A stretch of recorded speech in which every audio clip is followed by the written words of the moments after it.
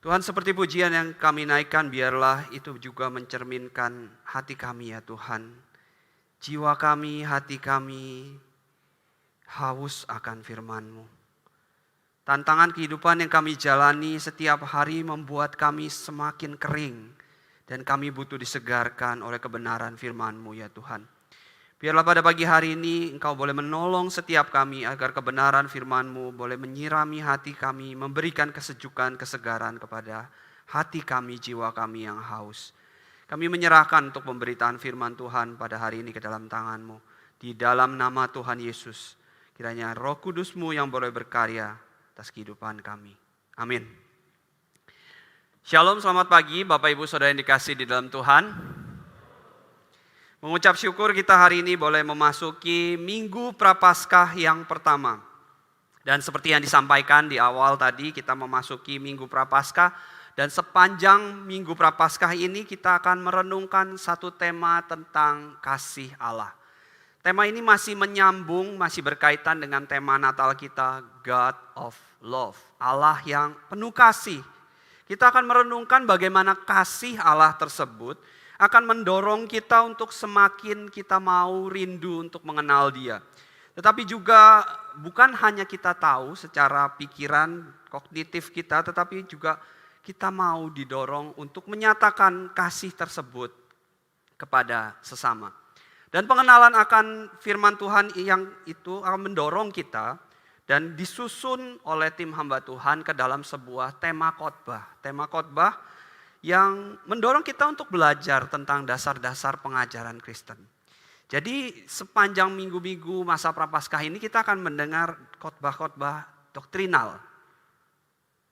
Tapi jangan khawatir Bapak Ibu, ketika saya ngomong doktrinal memang pemilihan katanya cukup saya renungkan baik-baik. Karena kita kadang anti dengan kata doktrinal, kesannya ngantuk gitu ya, kesannya membosankan. Tapi tim hamba Tuhan sudah memikirkan, merenungkan bagaimana cara mendeliver, menyampaikan pesan-pesan doktrinal yang penting ini supaya dapat dengan mudah dipahami dan diaplikasikan dalam kehidupan kita hari lepas hari. Dan secara khusus minggu ini kita akan memulai perjalanan kita akan membicarakan tentang satu doktrin yang sangat penting, yaitu doktrin penciptaan. Dan oleh karena itu saya mau membagi khotbah saya ke dalam dua bagian besar. Yang pertama kita akan membicarakan tentang rancangan Allah gitu ya. Kita akan membicarakan tentang rancangan Allah ketika Tuhan menciptakan kita. Karena kita bicara tentang doktrin penciptaan. Bagaimana sih sebenarnya di awal Allah merancangkan kita manusia. Dan kemudian kita akan melihat juga dari rancangan tersebut Tuhan itu memberikan kita satu panggilan apa. Jadi hanya 2 poin khotbah yang akan saya sampaikan pada hari ini. Yang pertama kita akan berbicara tentang bagaimana rancangan Allah ketika Tuhan menciptakan kita. Dan kedua kita akan melihat panggilan yang diberikan Tuhan kepada ciptaannya. Oleh karena itu kita akan bersama-sama membuka dasar firman Tuhan kita yang terambil di dalam kitab Kejadian. Kitab Kejadian pasal yang pertama. Kitab Kejadian pasal yang pertama ayat yang ke-26 sampai dengan ayat yang ke-28. Kitab Kejadian pasal yang pertama ayat yang ke-26 sampai dengan ayat yang ke-28. Mari kita akan membacakan bersama-sama ayat ini secara perlahan. Saya akan memimpin Bapak Ibu Saudara untuk membaca ayat ini. Kejadian pasal yang pertama ayat yang ke-26 sampai dengan ayat yang ke-28, demikianlah firman Tuhan. Berfirmanlah Allah, baiklah kita menjadikan manusia menurut gambar dan rupa kita, supaya mereka berkuasa atas ikan-ikan di laut dan burung-burung di udara, dan atas ternak, dan atas seluruh bumi, dan atas segala binatang melata yang merayap di bumi. Maka Allah menciptakan manusia itu menurut gambarnya, menurut gambar Allah diciptakannya dia. Laki-laki dan perempuan diciptakannya mereka. Allah memberkati mereka, lalu Allah berfirman kepada mereka, beranak cuculah dan bertambah banyak, penuhilah bumi dan taklukankah itu. Berkuasalah atas ikan-ikan di laut dan burung-burung di udara, dan atas segala binatang yang merayap di bumi. Amin. Demikian pembacaan firman Tuhan kita.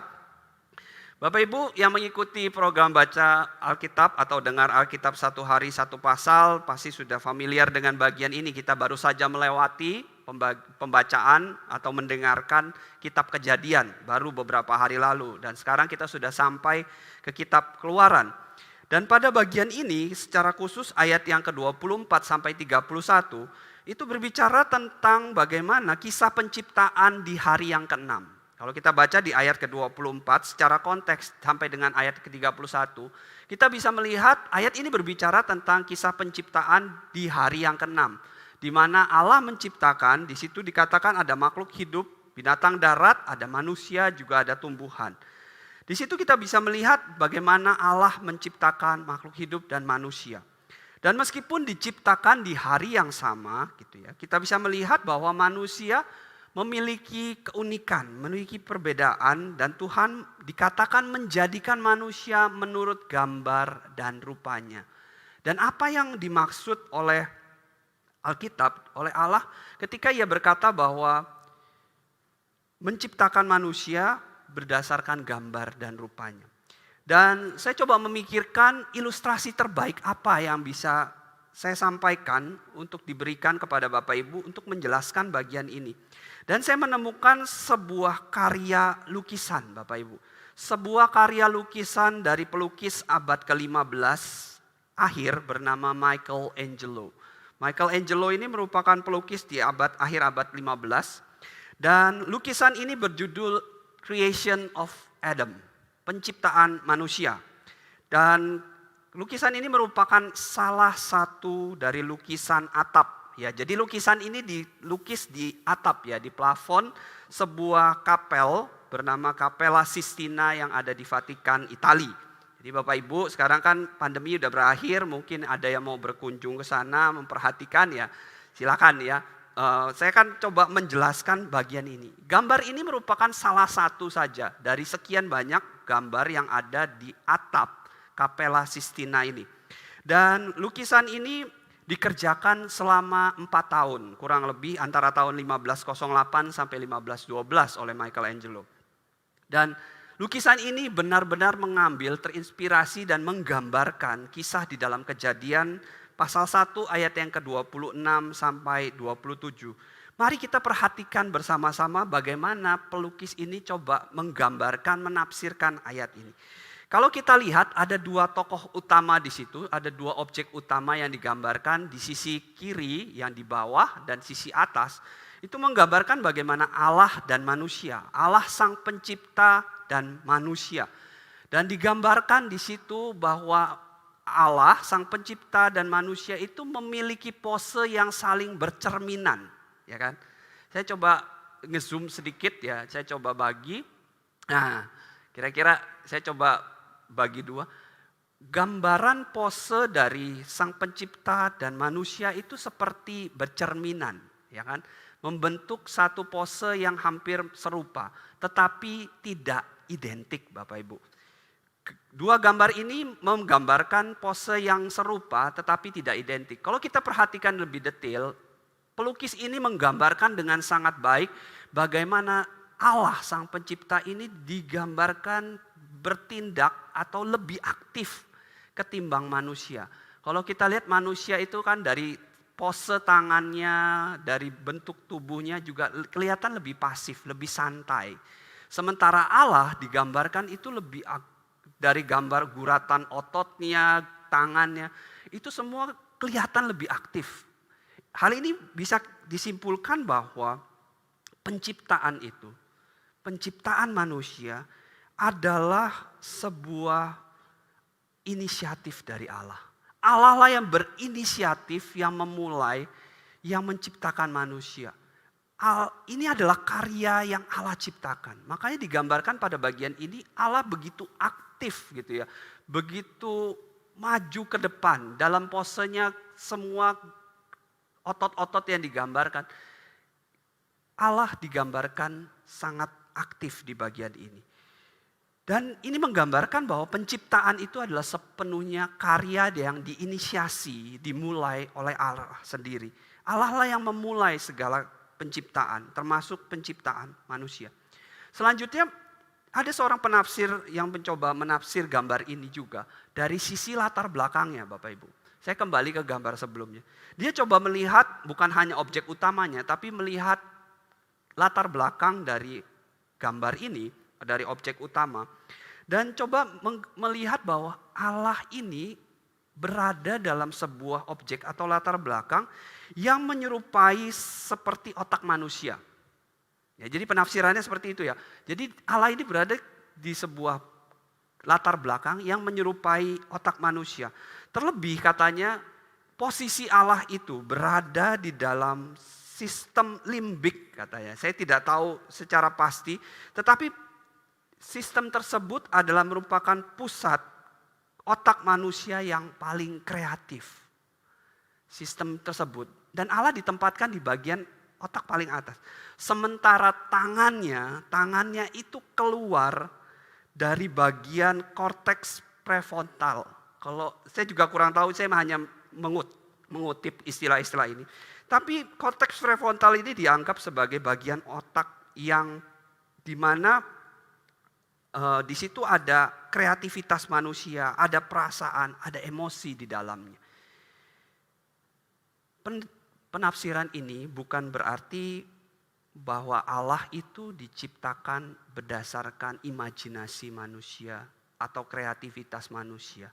Melainkan sebaliknya, bahwa manusia itu diciptakan Allah sebagai cerminan dari dirinya. Dan di dalam diri manusia itu ada kreativitas, ada kecerdasan, ada perasaan yang diletakkan di dalamnya. Manusia merupakan ciptaan Allah yang Tuhan ciptakan menurut gambar dan rupanya. Yang artinya adalah bahwa manusia itu merupakan cerminan Allah sendiri. Manusia itu diberikan intelektual, diberikan kreativitas, dan diberikan kehendak serta emosi oleh Allah sendiri. Dan inilah yang membedakan manusia dari ciptaan lainnya. Dan kesimpulan ini semakin diperkuat. Nah, kesimpulan ini semakin diperkuat dengan ketika kita meneliti kata gambar dan rupa itu sendiri. Kalau kita teliti penggunaan kemunculan kata gambar dan rupa, kata-kata ini selalu muncul untuk menggambarkan sesuatu yang diwakilkan. Gambar dan rupa itu selalu menggambarkan makna sketsa, patung, atau sesuatu yang mewakilkan dari objek tertentu. Dari bagian ini kata gambar dan rupa itu bisa kita simpulkan sebenarnya sinonim, sama. Dan ini mau menunjukkan kepada kita bahwa manusia itu adalah wakil Allah. Manusia itu adalah refleksi dari Allah. Manusia itu adalah gambaran dari Allah itu sendiri. Dan manusia itu mencerminkan Allah meskipun secara hakikat manusia itu bukanlah Allah, karena dia hanya cerminan wakil Allah di dunia ini. Bagian ini memberikan kepada kita satu pemahaman bahwa Allah itu merancangkan kita sebagai perwakilan dirinya, sebagai refleksi dirinya di dalam dunia ini. Dan kita adalah sketsa-sketsa Allah yang ada di dunia ini. Beberapa waktu lalu kita merayakan hari ulang tahun gereja yang ke-95 dan panitia gereja memberikan undangan-undangan kepada beberapa rekanan gereja yang ada di GKT untuk hadir bersama. Ditulis di dalam undangannya kepada majelis dan hamba Tuhan GKT A atau GKTB dan bahkan BP Sinode. Kalau kita melihat di dalam surat itu hanya ditulis kepada majelis dan hamba Tuhan dari gereja tertentu. Tetapi yang datang itu merupakan perwakilan dari tempat yang kita undang. Nah, bagian ini ketika mereka datang, mereka itu mewakili dari sebuah yang lebih besar, objek yang lebih besar. Ketika mereka datang di acara ulang tahun tersebut, mereka mewakili majelis dan hamba Tuhan dari gereja tempat mereka berjemaat. Mereka mewakili gereja di mana tempat mereka beribadah. Mereka tidak perlu hadir semuanya. Ketika kita tulis gitu ya, majelis dan hamba Tuhan mereka datang semua seluruh tim majelis dan hamba Tuhan ya mereka datang. Maka gereja kita pasti akan sangat penuh gitu ya waktu ulang tahun kemarin. Tapi bagian ini mau memberikan gambaran bahwa keberadaan kita sebagai manusia di sini adalah sebagai perwakilan dari Allah. Kita itu mencerminkan Allah, namun kita bukanlah Allah. Hal ini membawa dampak atau implikasi bagi kita bahwa kita adalah cerminan Allah. Berarti tidak ada yang lebih baik atau lebih rendah satu dengan yang lain. Tidak ada yang lebih hebat, yang lebih superior satu dengan yang lain. Karena banyak permasalahan di dunia ini yang selama ini kita temukan adalah ketika satu kelompok, satu golongan tertentu, orang-orang tertentu merasa dirinya lebih baik dibanding golongan lain. Penjajahan yang terjadi juga diawali dengan pemahaman akan bahwa kelompok saya, ras saya itu lebih baik, lebih berintelektual. Saya punya kemampuan teknologi yang lebih tinggi, maka memberikan saya justifikasi atau pembenaran untuk saya menindas yang lain. Ketika kita menyadari konsep dari narasi Alkitab ini bahwa kita diciptakan segambar dan serupanya. Dan kita semua adalah wakil Allah, gambaran Allah, refleksi Allah. Kita akan menyadari bahwa saya, Bapak, Ibu, dan Saudara, kita sama. Tidak ada yang lebih rendah, tidak ada yang lebih tinggi. Kita semua adalah perwakilan Allah di dunia ini. Tetapi narasi Alkitab ini tidak berhenti sampai di sini saja Bapak Ibu. Narasi Alkitab ini masih terus berlanjut di ayat selanjutnya. Di ayat yang ke-28. Di ayat berikutnya saya akan membacakan untuk Bapak Ibu Saudara sekalian. Allah memberkati mereka lalu Allah berfirman kepada mereka. Beranak cuculah dan bertambah banyaklah. Penuhilah bumi dan taklukkanlah itu. Berkuasalah atas ikan-ikan di laut dan burung-burung di udara. Dan atas segala binatang yang merayap di bumi. Bapak Ibu Saudara yang dikasih di dalam Tuhan, ayat yang kita baca ini memiliki makna yang penting gitu ya. Memiliki dampak yang penting bagi kehidupan manusia. Ayat ini memberikan pengaruh besar bagaimana manusia itu mengelola alam ciptaan Tuhan. Ini memberikan satu dasar bagaimana manusia itu seharusnya mengelola, melakukan. Tetapi seringkali ayat ini juga dianggap sebagai biang keladi dari eksploitasi alam yang terjadi sekarang ini. Ayat ini dijadikan pembenaran bahwa manusia itu berhak mengelola, menggunakan segala alam ciptaan Allah. Loh, kita diminta untuk berkuasa, menaklukkan kok di ayat ini. Ketika kita salah menafsirkan bagian ini, itu akan mendorong kita, memberikan kita hak yang penuh gitu ya. Untuk kita menggunakan alam, mengeksploitasi alam untuk kepentingan kita. Beberapa waktu lalu ada sebuah video viral di internet Bapak Ibu, di TikTok. Video itu menceritakan seorang ahli Kementerian Lingkungan Hidup dan Kehutanan.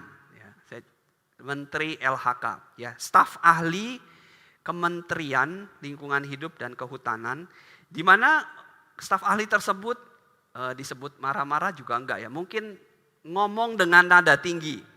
Ngomong dengan nada tinggi kepada warga yang ada di situ. Kenapa?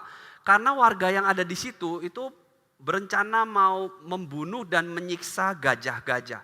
Jadi ceritanya ada sekelompok gajah yang melalui daerah mereka, kampung mereka dan merusak kampung wilayah mereka gitu ya. Terus kemudian warga tersebut mengajukan protes, kalau tidak ditindak kami akan membunuh dan menyiksa gajah-gajah tersebut. Terus kemudian staf ahli dari Kementerian Lingkungan Hidup dan Kehutanan itu datang memberikan satu penyuluhan dan pemberitahuan. Dia mengatakan dengan nada tinggi dan satu kalimat ini patut untuk kita renungan bersama. Dia mengatakan begini bahwa Bapak Ibu, Gajah-gajah ini tidak merusak daerah saudara, tetapi saudara-saudaralah yang mengambil tempat mereka. Dia mengatakan begitu. Gajah-gajah ini sejak dulu lewat di tempat yang sama. Jadi mereka itu bermigrasi dari satu tempat ke tempat yang lain. Gajah itu kan merupakan hewan yang berkelompok ya. Jadi mereka bermigrasi rame-rame itu dengan jalur yang sama. Nah permasalahannya mungkin 5 tahun lalu ketika mereka lewat itu belum ada. Dan tahun ini mereka lewat, loh kok udah ada rumahnya ya, ya udah. Gajah kan gak ngerti ya batas administrasi, oh ini kelurahan ini ya. Terus gak mungkin ini, oh gak boleh lewat, ini ada perbodan, oh iya saya lewat sini. Gak ngerti, gajah itu gak ngerti. Pokoknya yang saya tahu adalah ini jalannya saya. Dari dulu kelompok saya lewat di sini gitu loh. Nah, staf asli ini mau mengatakan bahwa Bapak Ibu lah yang mengambil tempat mereka. Bapak Ibu kan juga gak seneng toh ketika rumah kalian, tempat kalian itu dilewati oleh orang lain. Nah begitu juga gajah ini. Ketika saya melihat video ini, kemudian saya merenung dan memikirkan. Kita sebagai manusia itu juga sering kali gitu ya. Merasa kita ini satu-satunya penguasa di alam semesta ini. Kita yang tinggal sendirian, kita adalah makhluk paling atas yang punya hak untuk melakukan segalanya bagi alam ini. Pokoknya yang lain itu harus melakukan sesuatu untuk kepentingan manusia.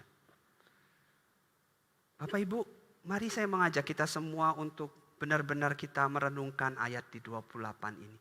Apa sih sebenarnya yang dimaksudkan di dalam narasi Alkitab ketika Allah berfirman, taklukkanlah, berkuasalah. Apakah itu memberikan kita satu pembenaran bagi kita untuk kita berlaku semena-mena terhadap alam ciptaan Tuhan? Apalagi dengan konsep di awal bagaimana kita dirancangkan sebagai cerminan wakil Allah. Apakah iya gitu ya, Allah menciptakan sesuatu dan kemudian ia memberikan wakilnya untuk merusaknya? Mari kita perhatikan bersama-sama dari kata berkuasa dan takluk. Kata berkuasa dan takluk itu memang kalau kita teliti secara terpisah, kemunculannya memang cenderung negatif. Kata menaklukkan biasanya muncul dalam komentar atau makna-makna yang negatif yang menyiratkan unsur paksaan. Jadi di beberapa bagian Alkitab, di dalam kitab Ester, di dalam Bilangan, itu kata menaklukkan itu seringkali muncul menggambarkan satu unsur paksaan, adanya unsur paksaan yang dilakukan supaya orang itu takluk.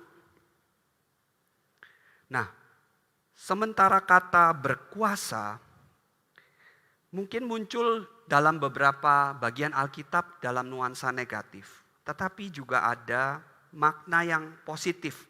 Misalnya muncul di dalam kitab Imamat pasal 25 atau 46 yang dipakai untuk di mana kekuasaan itu supaya jangan sewenang-wenang. Jadi maknanya itu kekuasaan itu dipakai supaya kekuasaan tersebut itu tidak sewenang-wenang dan dilakukan secara kejam. Jadi kamu berkuasa tidak boleh sewenang-wenang, tidak boleh otoriter, tidak boleh melakukannya dengan kejam. Dan ini muncul di dalam tulisan-tulisan di dalam satu Raja-Raja, 2 Tawarik, ataupun di dalam Mazmur. Nah sekarang pertanyaannya, kenapa 2 kata ini, yang satu negatif, yang satu ada negatif, ada positifnya muncul bersamaan gitu ya. Apa maksud kemunculan ini? Nah kita mesti melihat 2 kata ini di dalam konteks penciptaan. Karena kan kita bicara di dalam pasal 1 ya, di dalam konteks penciptaan di mana Allah mencipta, sedang proses penciptaan. Saya mengajak kita semua untuk kembali ke dalam ayat 26. Di ayat 26 di situ dikatakan bahwa baiklah kita menjadikan manusia menurut gambar dan rupa kita supaya mereka berkuasa atas ikan-ikan di laut. Di situ kata yang digunakan adalah berkuasanya. Tidak muncul kata menaklukkan. Jadi dalam bagian ini bahwa 2 kata ini seharusnya kita pahami dalam satu keterkaitan. Dalam satu keterkaitan di mana Tuhan itu mau menunjukkan bahwa kita ini dipanggil, diberikan mandat, diberikan otoritas untuk berkuasa. Lah, terus buat apa muncul kata menaklukkannya gitu kan? Buat apa muncul digunakan kata ini yang konotasinya itu negatif. Nah, kata ini menurut para ahli menyiratkan unsur adanya usaha manusia, keterlibatan manusia untuk menaklukkan bumi, mengelola bumi, bukan justru unsur paksaan. Bagian ini mau berbicara tentang apa sebenarnya? Bahwa kata berkuasa dan bertaklukan mau menunjukkan kepada kita bahwa Allah itu menciptakan nih. Dia menciptakan bumi ini dan kemudian dia memelihara bumi ini. Tetapi dalam tugas pemeliharaan bumi ini tidak langsung memberikan secara jadi, nih loh, nih buah udah jadi gitu ya, tinggal makan, nih binatang udah langsung jadi steak gitu ya, ini ayam udah tinggal pilih, ini langsung fried chicken, ayam ayam bakar udah tinggal langsung makan gitu. Tetapi ada usaha, ada kerja, ada tata kelola yang harus dilakukan oleh manusia. Seorang penulis bernama Tim Keller memberikan satu kalimat yang menarik tentang bagian ini. Bahwa Allah menciptakan alam semesta dengan potensi yang besar. Dan manusia dipanggil untuk mengusahakannya dengan kerja keras. Jadi Allah menciptakan dunia ini dengan sangat baik, sungguh amat baik.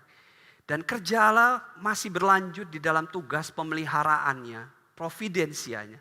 Tetapi dalam tugas pemeliharaannya ini, Allah melibatkan kita manusia untuk terlibat di dalam. Allah menciptakan dunia ini dengan sebuah potensi yang besar. Tetapi manusia dipanggil untuk mengelola, mengusahakannya. Supaya mendatangkan kebaikan bagi banyak orang, bagi seluruh alam semesta ini. Bapak Ibu Saudara yang dikasihi di dalam Tuhan, narasi Alkitab itu begitu indah sebenarnya. Memberikan kepada kita satu privilege gitu ya, satu keuntungan, satu tugas yang besar sebenarnya untuk kita mengelola bumi ini.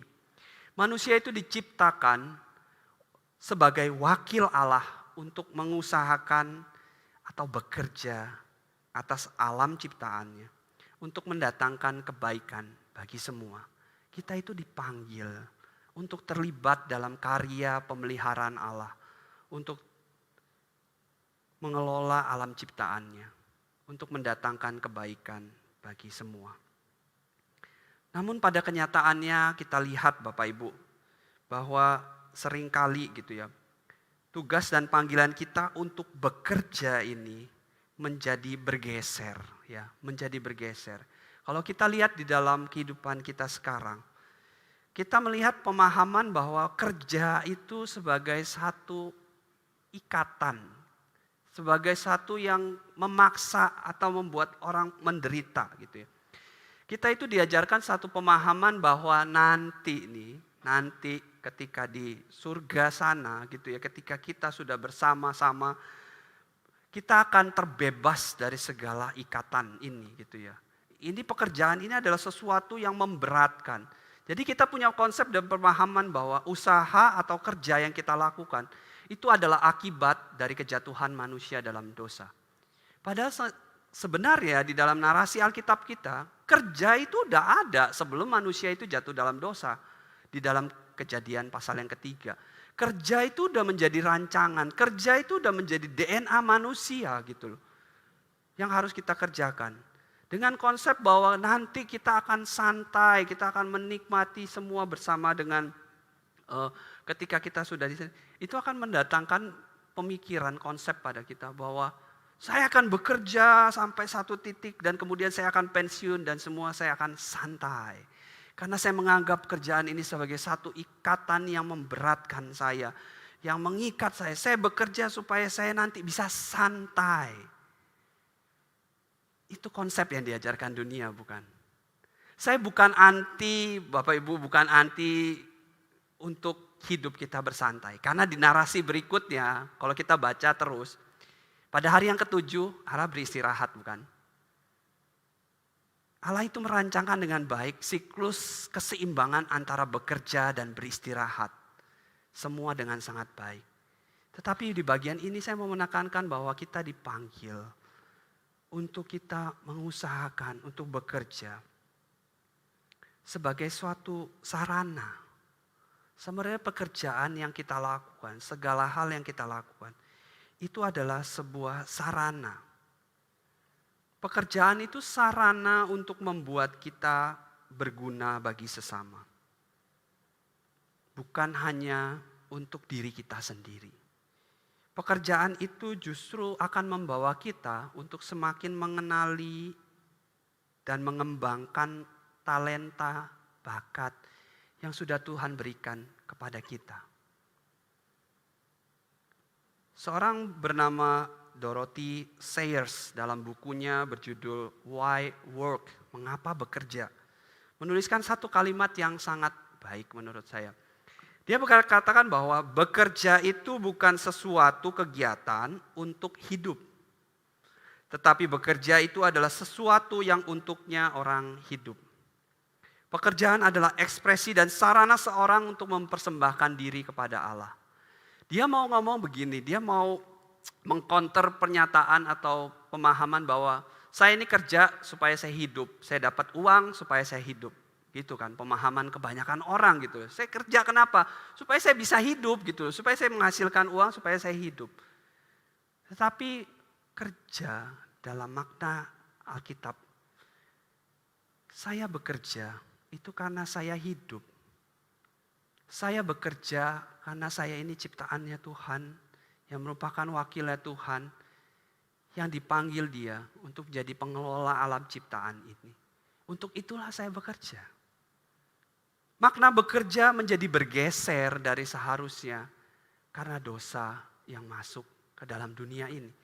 Makna bekerja menjadi bergeser ke arah yang lebih individualis, yang lebih mementingkan saya, pokoknya saya bekerja untuk saya, supaya saya cukup, supaya semua dicukupkan, saya bisa mendapatkan semuanya. Pekerjaan menjadi bergeser fokusnya menjadi sebuah keterikatan, menjadi sebuah beban. Makanya ketika hari Senin ada istilah I hate Monday gitu ya.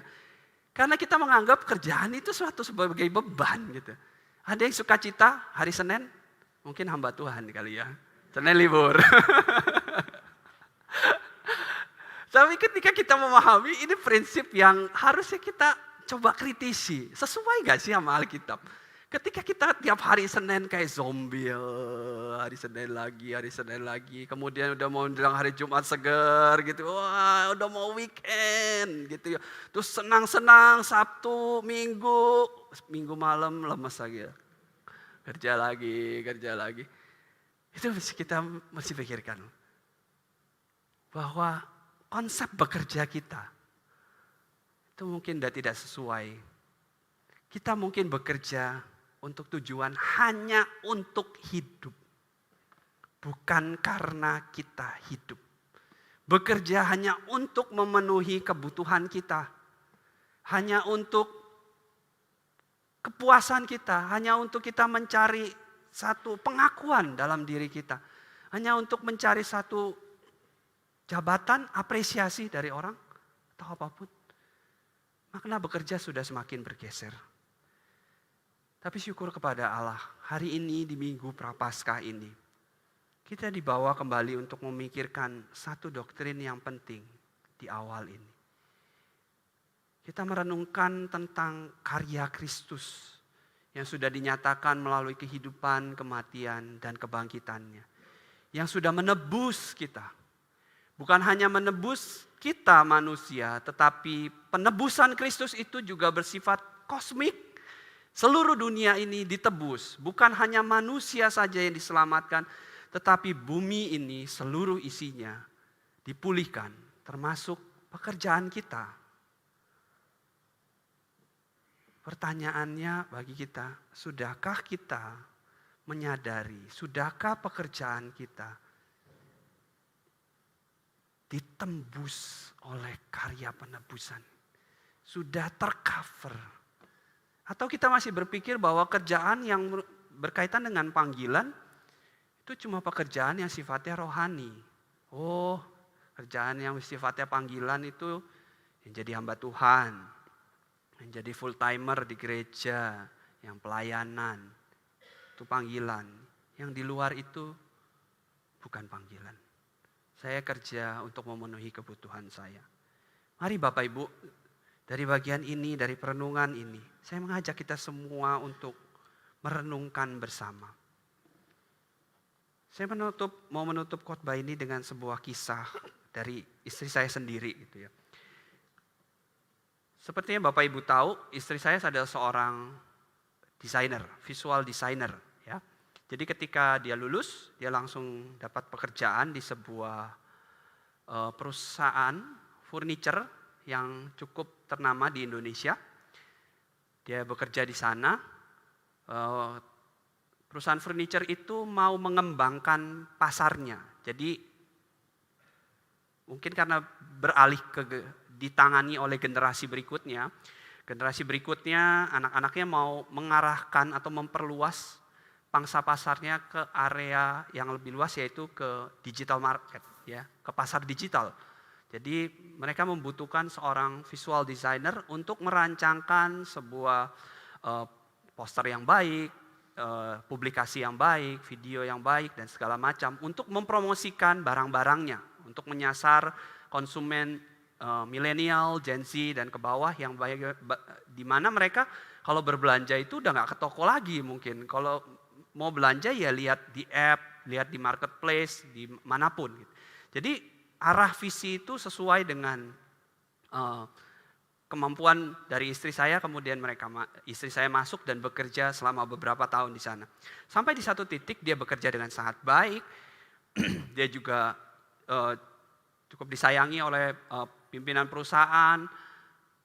Tapi kemudian dia berpikir seperti ini, dan kemudian dia men-sharingkan kepada saya bahwa saya mau pindah kerja. Loh, kenapa gitu ya? Saya merasa bahwa pekerjaan yang saya lakukan ini adalah pekerjaan yang memberikan dampak hanya kepada orang-orang yang mau membeli barangnya. Jadi menolong orang yang mungkin butuh barang tertentu, dia lihat dalam katalognya mungkin sudah membeli barang tersebut, aduh bingung cara pasangnya, lihat videonya dibuat dengan baik supaya dari video tersebut orang tersebut bisa merakit barangnya. Hanya itu. Saya pengen desain saya, kerjaan saya, karya saya itu bisa dilihat oleh orang yang lebih luas, berdampak lebih luas. Dan kebetulan ada satu pekerjaan lagi yang bisa membuat karya saya itu dilihat dengan lebih luas. Bapak Ibu, ini bukan soal jenis pekerjaannya. Kadang kita sering mengkotak-kotakan antara pekerjaan yang kaitannya dengan panggilan Tuhan dengan yang enggak gitu kan. Kita kayak hidup di dalam dua dunia yang berbeda gitu ya. Ini bukan soal jenis pekerjaannya. Dan istri saya pindah bukan karena gajinya kurang, tidak ada jenjang karir atau apapun. Cukup di sana, cukup baik. Prospeknya juga cukup baik. Tetapi ini bicara soal dampak yang lebih luas. Ini bukan soal jenis pekerjaan apa yang harus kita lakukan, tetapi bagaimana melalui apa yang kita kerjakan, itu bisa memaksimalkan potensi yang Tuhan berikan kepada kita, dan juga berdampak seluas-luasnya. Pertanyaan itu yang mesti dan kita harus refleksikan terhadap apa yang kita kerjakan, Bapak Ibu Saudara. Tanyakan kepada diri kita dari apa yang kita kerjakan. Apakah yang saya lakukan ini sudah membawa saya untuk memaksimalkan talenta yang Tuhan berikan, bakat yang Tuhan berikan, dan juga berdampak luas bagi banyak orang. Ini menjadi pertanyaan yang penting buat setiap kita. Supaya pekerjaan kehidupan yang kita lakukan, yang kita jalani, itu bukan melulu soal saya. Karena diri kita sudah mengalami penebusan di dalam Kristus. Dan kita cukup di dalamnya. Ini saatnya kita mengalami gitu ya karya penebusan itu. Dan kita nyatakan itu dalam kehidupan pekerjaan kita.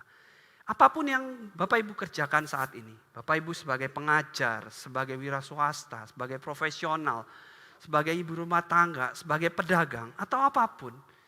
Pikirkan pertanyaan ini, apakah dengan pekerjaan yang saya lakukan ini, bakat dan talenta yang Tuhan berikan itu sudah maksimal, berkembang dengan baik, atau belum?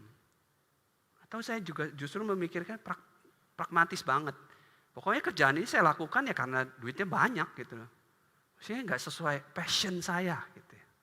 Gak sesuai dengan bakat saya. Pikirkan tentang itu Bapak Ibu. Saya ingin melalui khotbah ini kita memahami doktrin penciptaan. Kita mengerti natur kita. Kita adalah cerminan Allah, kita adalah wakil Allah di dunia. Kita dipanggil Allah untuk mengelola alam ciptaannya. Melalui apa? Melalui pekerjaan yang kita lakukan hari lepas hari. Biar kiranya firman Tuhan pada hari ini boleh mentransformasi kita. Memberikan kita cara pandang, cara berpikir yang baru tentang kita memandang pekerjaan kita. Supaya setiap Senin besok kita enggak lesu ya. Kita males ke kantor. Kita tapi penuh semangat, excited. Aku mau ketemu orang, aku bisa mengabarkan gitu ya. Aku bisa berdampak bagi, aku bisa memaksimalkan talenta saya melalui pekerjaan yang sudah Tuhan percayakan kepada saya. Itulah yang harus kita lakukan. Kiranya Tuhan memberkati. Mari kita berdoa. Tuhan kami mengucap syukur melalui firman-Mu, melalui doktrin penciptaan yang boleh kami dengarkan bersama-sama. Kami boleh kembali dikalibrasi lagi cara pandang kami. Kami boleh memiliki cara pandang yang benar tentang kehidupan kami, diri kami, panggilan kami Tuhan. Dan bagaimana kami menyatakan panggilan itu di dalam pekerjaan yang kami lakukan hari lepas hari. Biarlah firman Tuhan ini boleh terus bergema di dalam hati dan pikiran kami. Dan boleh kami lakukan dalam kehidupan kami ya Tuhan. Terima kasih Tuhan, Tuhan tolong setiap kami. Kami yang mungkin masih bergumul di dalam pekerjaan kami. Kami yang mungkin bergumul di dalam kehidupan pribadi kami. Tuhan yang boleh tolong. Agar kiranya karya penebusan-Mu boleh terasa nyata di setiap area kehidupan yang kami jalani Tuhan. Terima kasih Tuhan, terima kasih untuk firman-Mu. Di dalam nama Tuhan Yesus kami telah berdoa dan mengucap syukur. Amin.